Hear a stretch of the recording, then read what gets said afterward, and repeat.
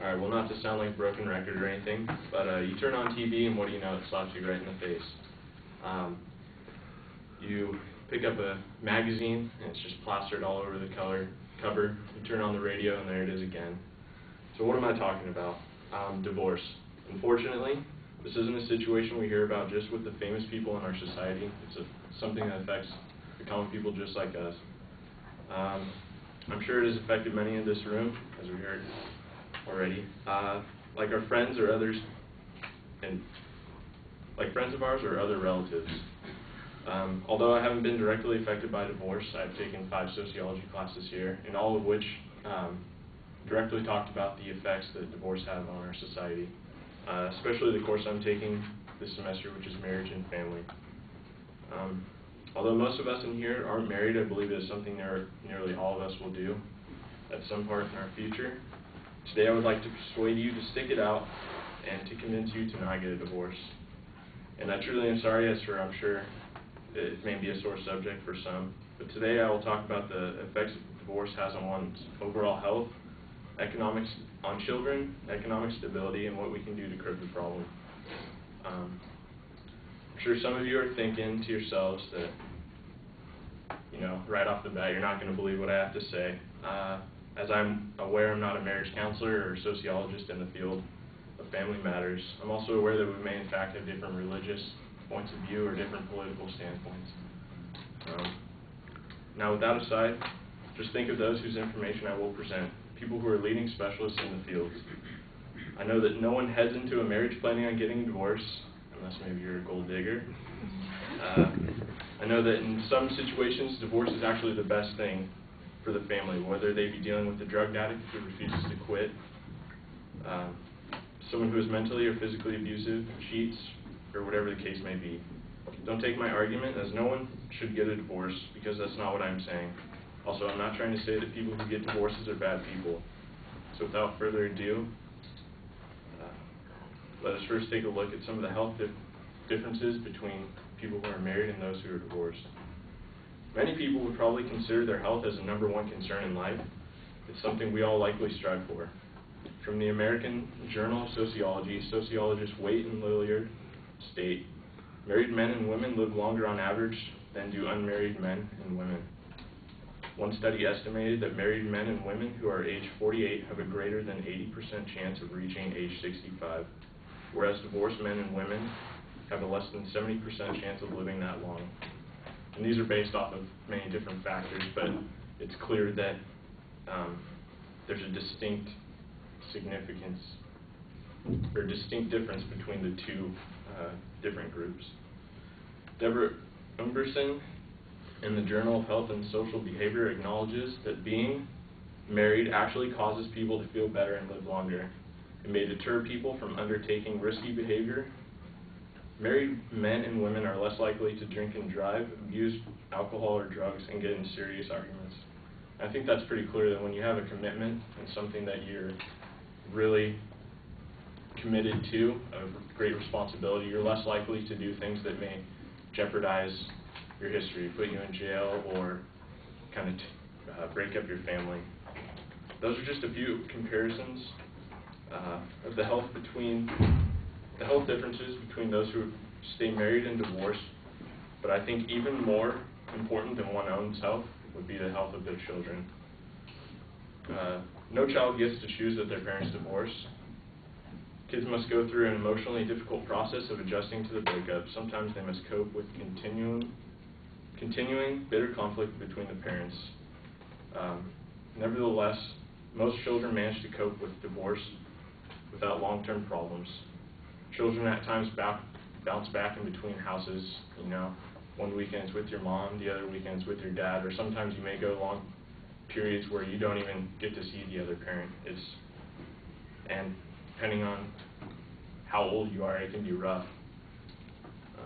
A lot of times children are used as means of communication between parents, like tell your dad this, your mom that, and you're faced to deal with adult situations and problems and be in the middle. I had one buddy in middle school.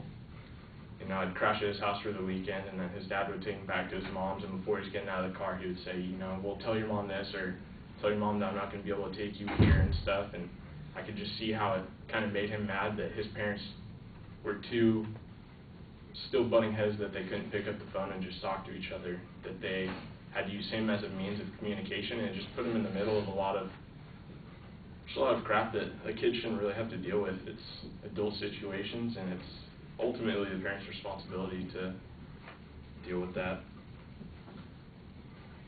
McClellan and Sandifer, out of a Harvard study, state children who grow up in an intact two-parent family with both biological parents present do better on a wide range of outcomes than children who grow up in a single-parent family.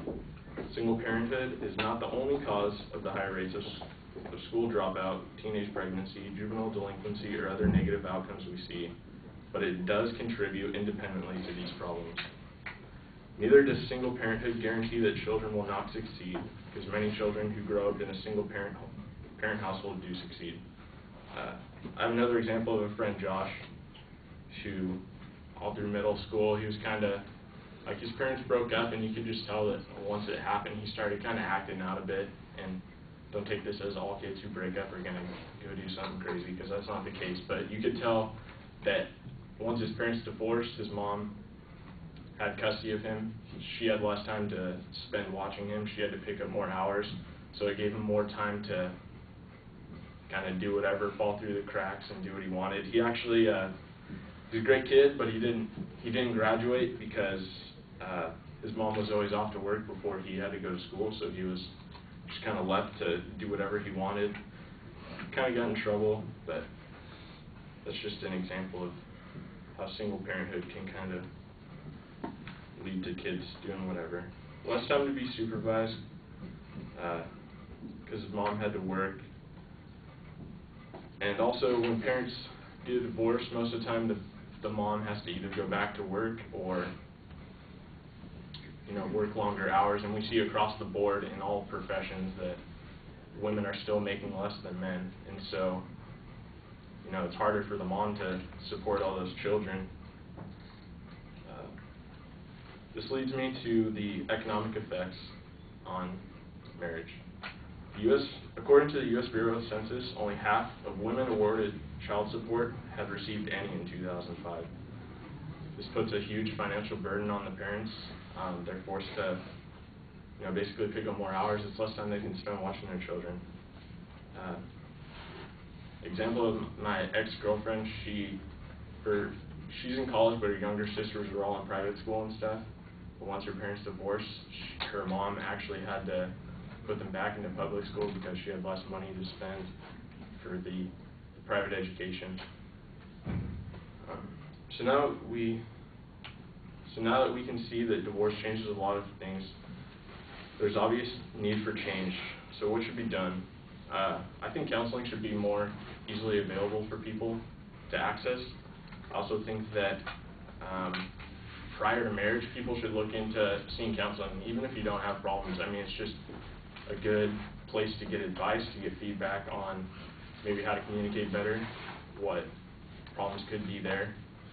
I think that people are heavily stigmatized for, seeing a counselor. It's kind of like, oh, you have problems. But I think ultimately in the end, if you get a divorce, I think people look at you more differently than trying to fix those problems. I think it's clear that with all the negatives of divorce, that anything that will try and keep the marriage work is better than letting it crumble. There may be other ways to handle it, but I strongly believe that a structured environment with knowledgeable counselors would greatly help communication skills and get overall problems that might be there. So today we heard some of the health effects, also the effects on children, and some of the economic problems that one can face. Again, to reiterate, people who get divorces aren't bad people. Also, children who are raised by divorced parents don't all turn out to be thugs, because most do quite well. Sometimes divorce is the best thing. But what is quite clear is that staying together can help deter from health issues affecting your children and creating economic problems. When the time comes, we should all look into counseling prior to marriage. And if problems arise, do everything within our power to fix them and stay with our companions. Thank you.